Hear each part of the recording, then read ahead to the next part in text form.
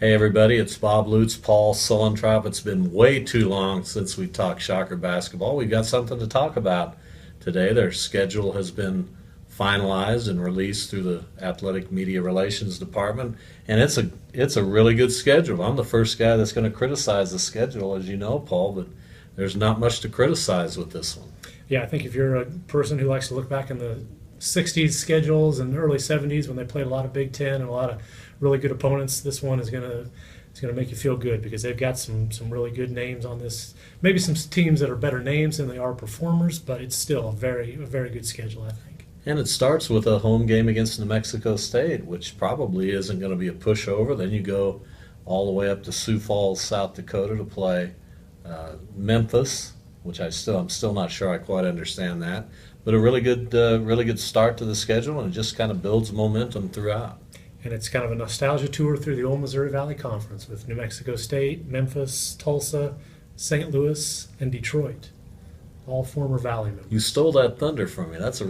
Did you just think of that? No, I saw that coming long ago. I know you did. That's a good one. We all did kind of see that, but it is good. What are the 2 or 3 toughest tests you see in the non-conference portion of this schedule?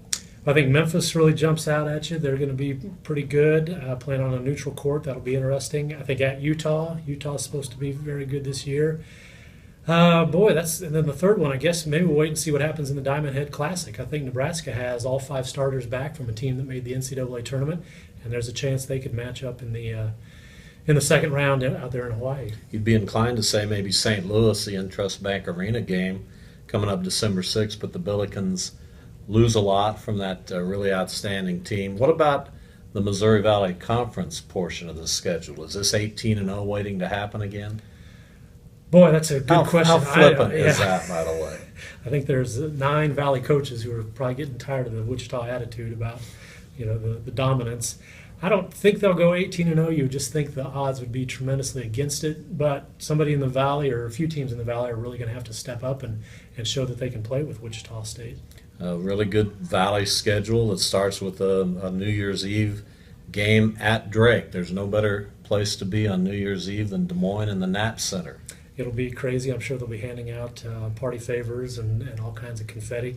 I'm a little surprised WSU is on the road after coming back from Hawaii. I don't know if they requested a home game coming back from that long trip or not, but I guess if you've got to play a road game, at Drake is probably the softest landing spot you can hope for. I think Paul and I are in agreement that Evansville and Northern Iowa may present the biggest test for Wichita State this year in the Valley. Yeah, and I would include Missouri State in that group too. And you brought up a good road trip. That'll be a tough one for Wichita State, January 17th at Evansville. And then 4 days later, they go back to JQH Arena where they had that overtime game last year. All right, so a very good and balanced non-conference schedule, and then the Valley schedule, which begins, as I said, New Year's Eve at Drake. And we'll be talking a lot of Shocker basketball as the season and preseason moves on.